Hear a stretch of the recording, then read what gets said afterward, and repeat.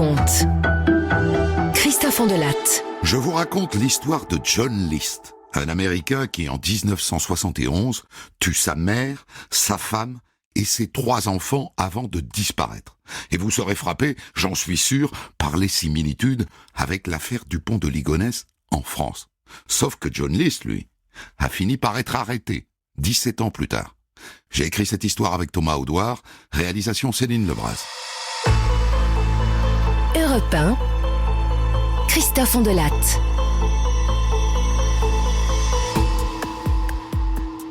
Je vous propose d'embarquer dans la machine à remonter le temps.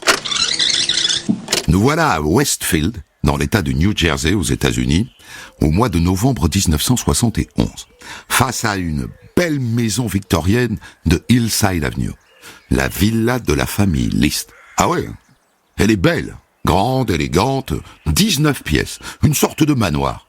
Et c'est donc là qu'habitent les List. Je vous les présente.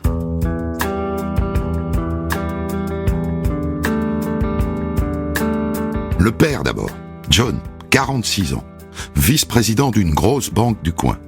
La mère, Hélène, elle ne travaille pas, elle s'occupe de ses enfants. Et puis les 3 enfants, donc, Patricia, l'aînée, 16 ans, John, 15 ans, et Frédéric, le petit dernier, 13 ans. Voilà. Vous avez toute la famille. Ah non, j'ai oublié la grand-mère, Alma, la mère de John, le père, 85 ans. Elle habite là, elle aussi. La maison est tellement grande qu'elle y a ses propres appartements. Voilà. Maintenant, vous connaissez toute la smala. Vous n'aurez pas beaucoup de temps pour vous attacher à eux, car dans un instant, tout ce petit monde va disparaître.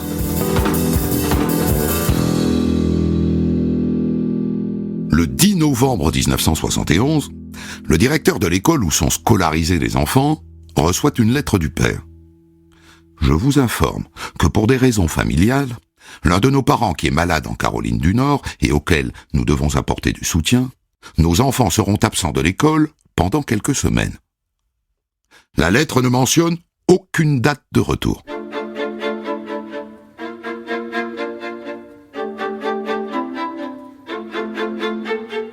Et de fait, à partir de ce moment-là, les voisins racontent qu'ils ne les ont jamais plus vus.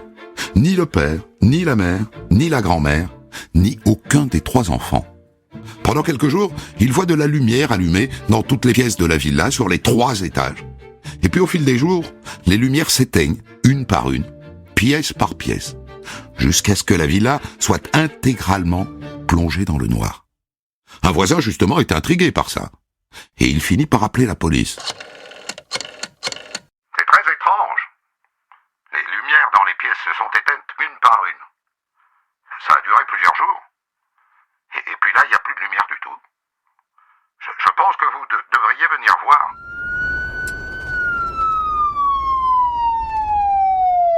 Le 7 décembre, 2 policiers se rendent sur place. Ils inspectent la villa de l'extérieur et ils ne notent rien d'anormal. Et ils vont voir les voisins, les plus proches. Pour moi, ils sont partis en voyage, mais je ne sais pas s'ils ont emmené la grand-mère avec eux. J'ai un peu peur pour elle, quoi, parce que si elle est toute seule depuis tout ce temps... Du coup, les policiers retournent devant la villa. Et dans la pénombre du soir qui est en train de tomber, ils finissent par apercevoir une lueur entre le 3e et le 2e étage. Ils s'approchent, et là ils s'aperçoivent qu'une fenêtre du rez-de-chaussée n'est pas bien fermée. On pourrait essayer de rentrer par là, qu'est-ce que t'en penses? Et hop, les voilà dans la cuisine, où, surprise, retentit de la musique classique, à tue-tête.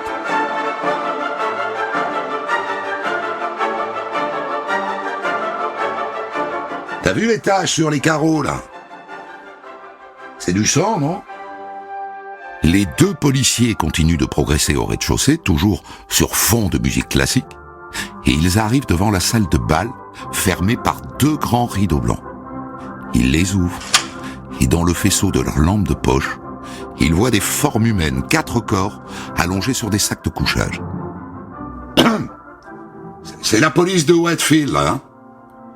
Vous pourriez vous lever? Pas de réponse. Et pour cause. Ce sont des cadavres, en partie décomposés. Et regarde, ils ont pris une balle dans la tête chacun. Sauf celui-là, le plus jeune, là. Lui, on dirait qu'il a pris plusieurs balles. L'un des policiers appelle immédiatement le central. On est sur Hillside Avenue, 431. On vient de tomber sur ce qui pourrait être un suicide collectif ou un massacre. Vous pouvez nous envoyer du renfort ?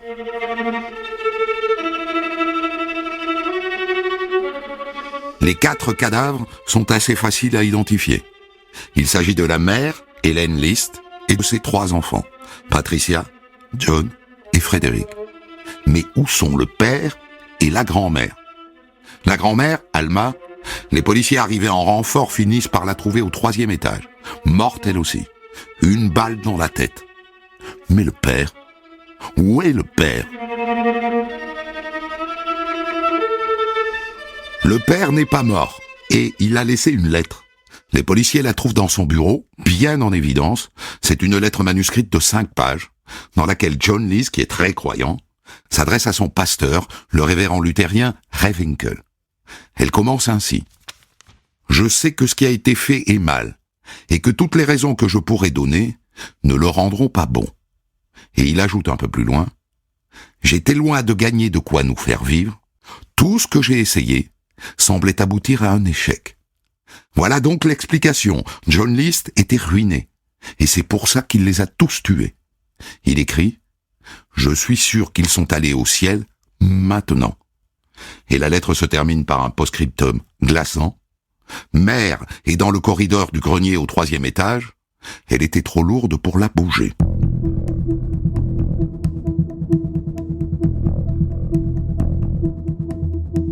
À partir de là, une chasse à l'homme est lancée dans tous les États-Unis. On cherche John List, qui est qualifié de mass murderer, un tueur de masse. Et dès le 8 décembre, lendemain de la découverte des 5 corps, l'affaire fait les gros titres de la presse. Et dans la petite ville de Westfield, on ne parle que de ça. Et les gens qui connaissent John List tombent de l'armoire. Surtout ceux qui le fréquentaient à la paroisse. Je ne comprends pas. Enfin, c'était un homme très calme, très courtois. Je n'arrive pas à croire qu'il a fait ça. 2 jours après la découverte des corps, on retrouve la voiture de John List, une Chevy Impala, garée dans un parking de l'aéroport international Kennedy.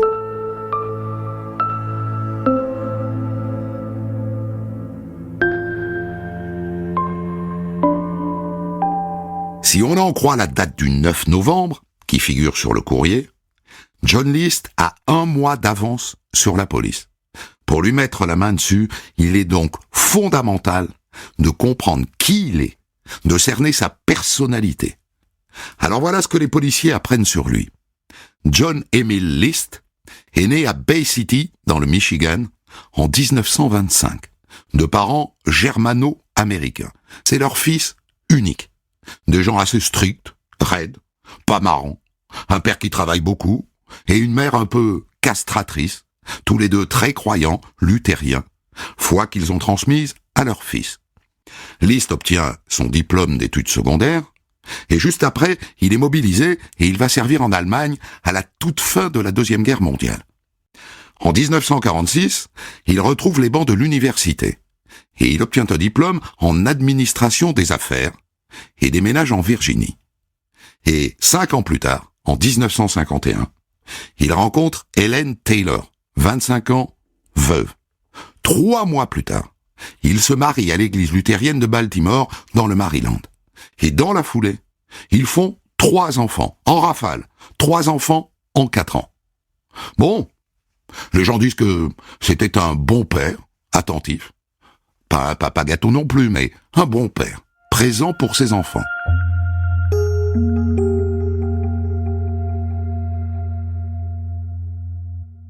Alors le travail maintenant.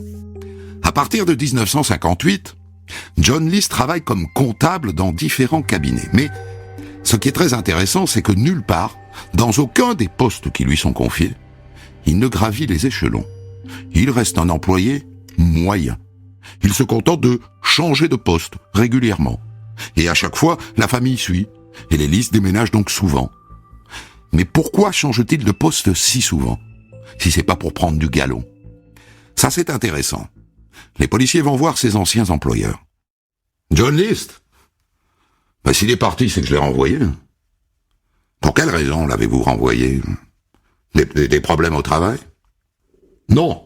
Enfin si, je l'ai pas renvoyé pour une faute professionnelle. John travaillait plutôt bien, mais il avait des vrais problèmes de comportement en équipe. Il s'entendait pas avec les autres.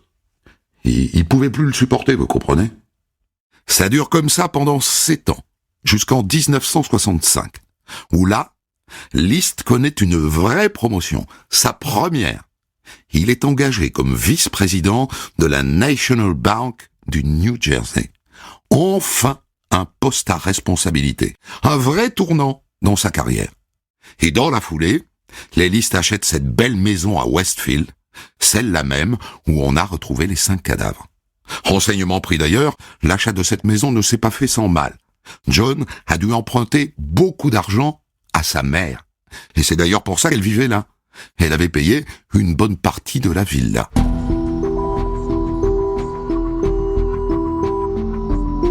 Mais l'explication du drame se situe sans doute juste après, quand en 1966, John List se fait virer de son super poste de vice-président de la National Bank du New Jersey, poste auquel il ne sera resté qu'1 an, finalement. Il ne dit rien. Il ne dit rien à personne, et surtout pas à sa femme, ni à sa mère. Il ne leur dit pas qu'il n'a plus de travail. Il ne leur dit pas qu'il a échoué une fois de plus. Et tous les matins, il enfile son costume de banquier et il va prendre son train à la gare de Westfield en direction de New York. Comme si de rien n'était. Comme s'il avait encore du travail. Sauf qu'il descend quelques stations plus loin et on ne sait pas comment il occupait son temps.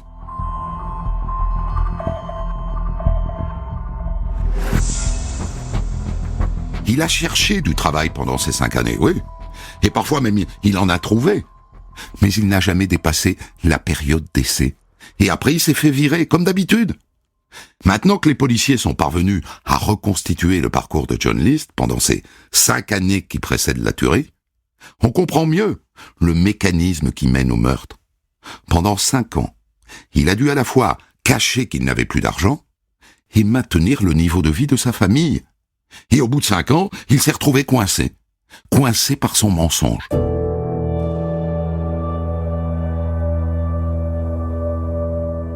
Il avait une issue possible, le suicide. Sauf que chez les luthériens, c'est un péché mortel. Se suicider équivaut à aller tout droit en enfer. Il aurait pu aussi choisir la lâcheté, c'est-à-dire la fuite, abandonner sa mère, sa femme et ses enfants, les laisser se débrouiller. Mais il était trop orgueilleux, sans doute. La dernière option était celle de la pauvreté, faire appel à l'aide sociale. Il a dû y penser chaque fois qu'il regardait son compte en banque. Mais ça n'est pas comme ça qu'il a été éduqué. Chez les List, la pauvreté est considérée comme un péché, qu'il a encore mené tout droit en enfer.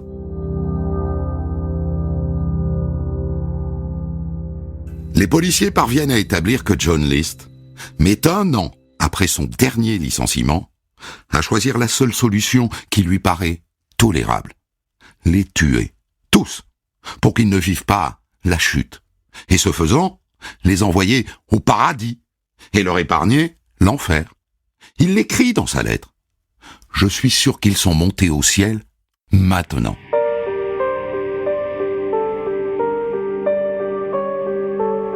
Alors, où est-il? La dernière chose qu'il fait avant de disparaître est de retirer de l'argent. Pas une somme astronomique, $2000. Et pas sur son compte en banque, puisqu'il est ruiné. Sur le compte qu'il avait en commun avec sa maman. Combien de temps tient-on avec $2000 au début des années 70 aux États-Unis? 2 mois, 3 mois maximum en serrant les fesses, mais pas plus. Or les mois passent. Et bientôt les années. 1972, 1973, 1974, 75, et il ne donne aucun signe de vie. Enfin si, des tas de gens le voient partout, des milliers de lettres arrivent des 4 coins des États-Unis. Je l'ai vu à tel endroit, allez à tel endroit, je suis sûr qu'il y est. À chaque fois on vérifie, ça n'est pas lui.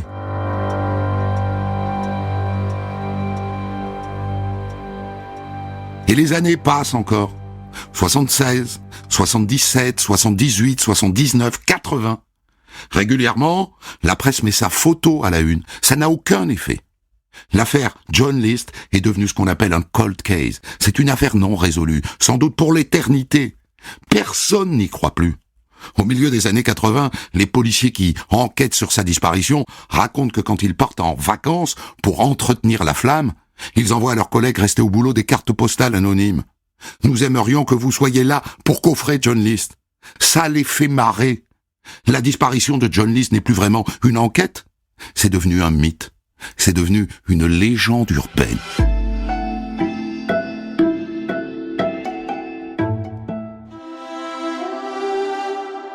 Et ça dure comme ça, jusqu'à la fin des années 80, jusqu'à ce qu'une émission de télévision décide de s'intéresser au dossier John List.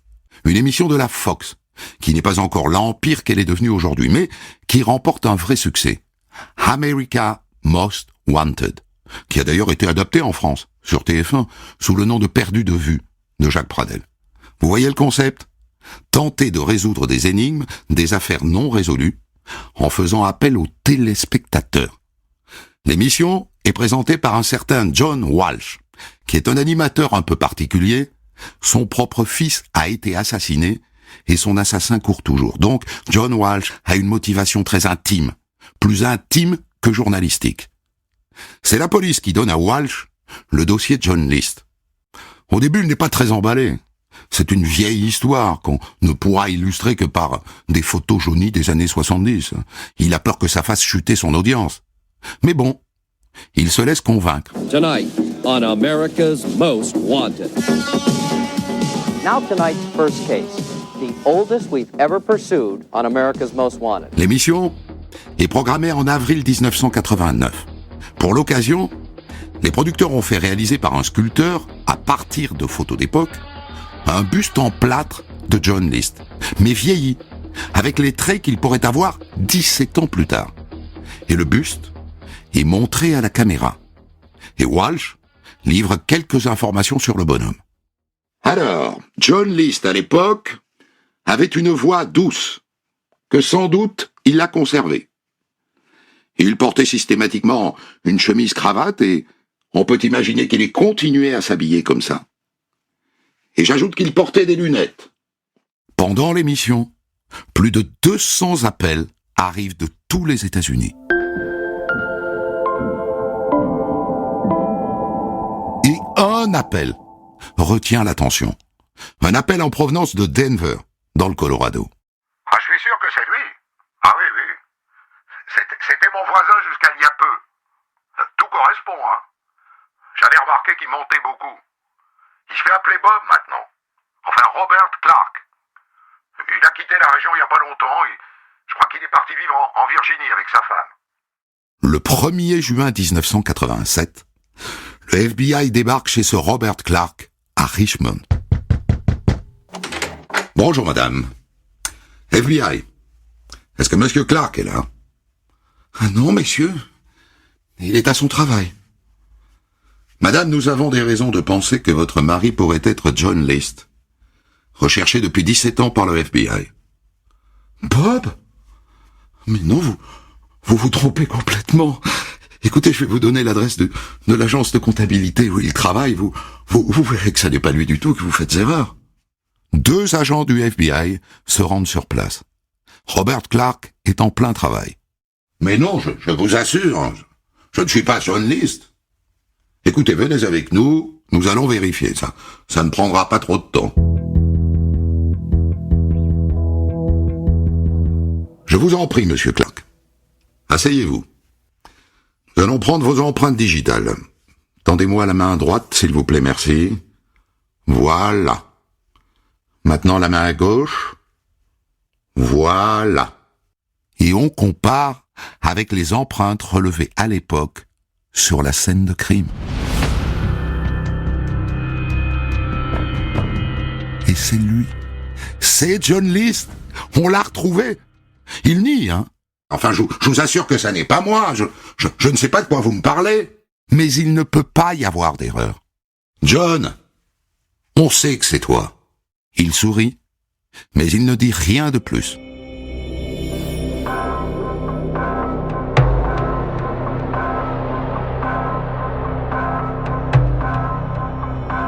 Le 29 juin, John List, qui a maintenant 63 ans, est extradé vers le New Jersey et inculpé de meurtre au premier degré. Toutes les télés du pays l'attendent sur le tarmac de l'aéroport de Newark. Et on mandate un psychiatre, le docteur Stephen Serming, pour juger de son état mental.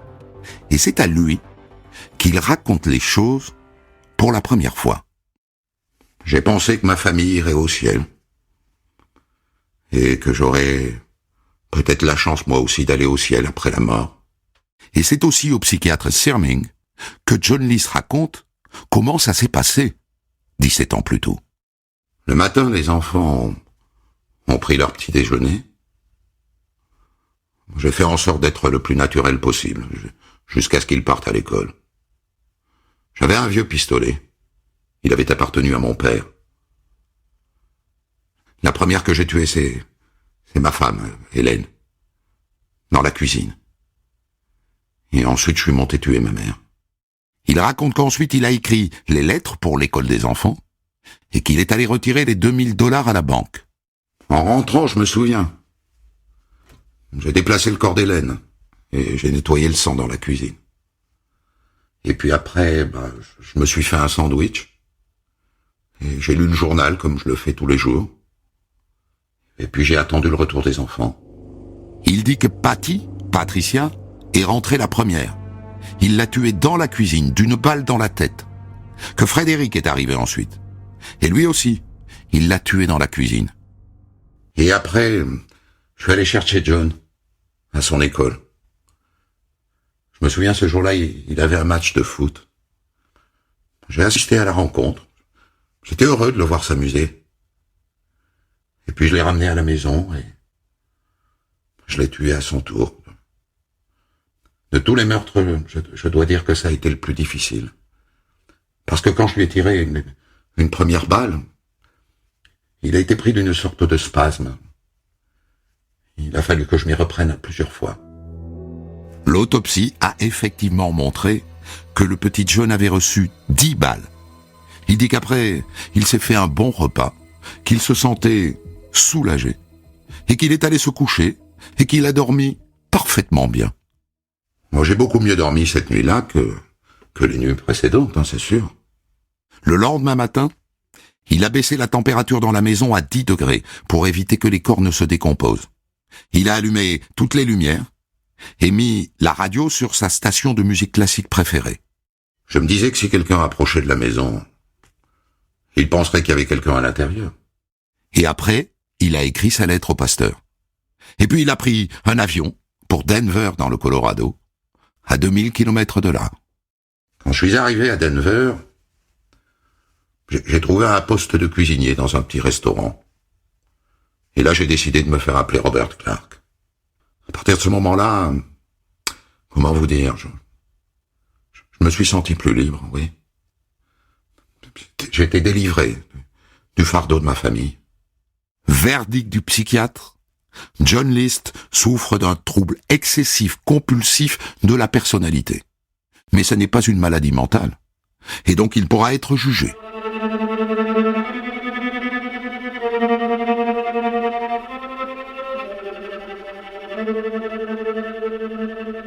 Le procès de John List s'ouvre le 2 avril 1990 devant la Cour supérieure du New Jersey. Il plaide coupable, donc il n'y a pas de débat là-dessus. Tout l'enjeu du procès est de savoir s'il a agi délibérément ou s'il a droit à des circonstances atténuantes.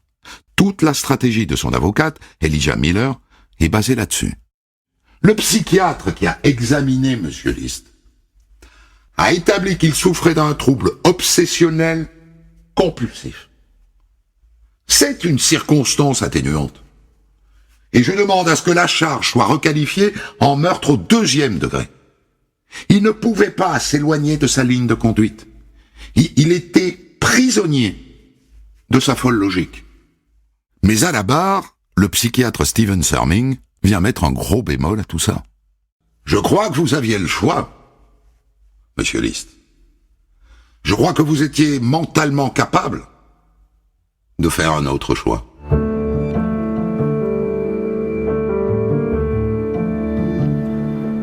Le procès dure 2 semaines. Le jury délibère pendant 9 heures. Et à l'issue, il reconnaît John List coupable de 5 meurtres au 1er degré. 3 semaines plus tard a lieu l'audience de détermination de la peine, c'est comme ça que ça se passe là-bas. C'est la première fois que John List s'exprime publiquement au sujet de son crime.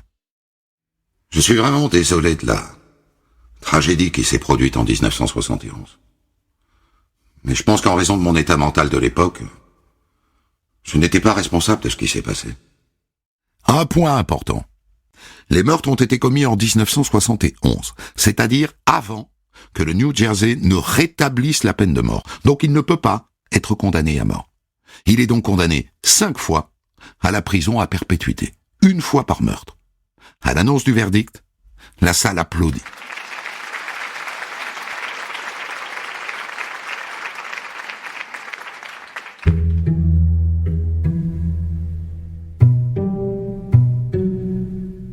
John List fait 3 fois appel. Son avocat présente des expertises psychiatriques qui démontrent qu'il souffre d'un stress post-traumatique lié à son service militaire durant la Deuxième Guerre mondiale en Allemagne. Mais toutes ces requêtes sont rejetées par le juge.